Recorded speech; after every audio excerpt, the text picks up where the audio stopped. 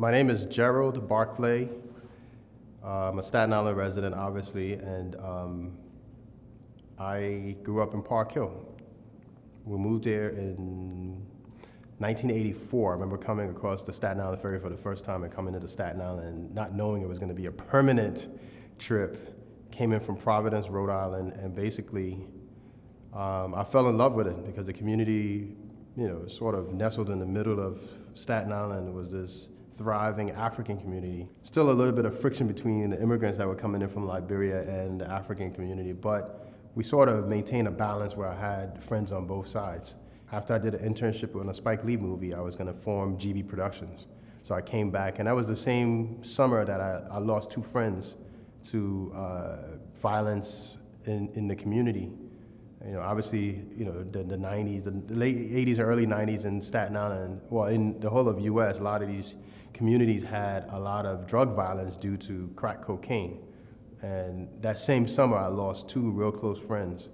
And my original GB Productions jacket, was in memory of them. So I formed the company because it was one of those things that I learned that even though we were young and we thought we were immortal, I realized you're only on this planet for a small time. So I formed GB Productions to say, wow, at least I did something.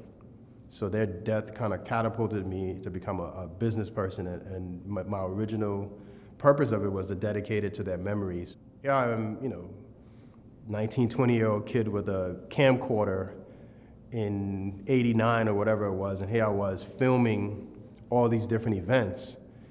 So I can single-handedly say that I probably have the most video record of that time period because I was the only one with a camcorder. Now, the fact that I'm a Atlanta resident, I see a huge difference in it, but at the same time, it is a growing situation. And now you have the new wave of immigrants, which are the Hispanics that are coming and creating opportunities for themselves here. So New York in general has always been a great place to succeed. That famous saying, if you can make it here, and a lot of people did.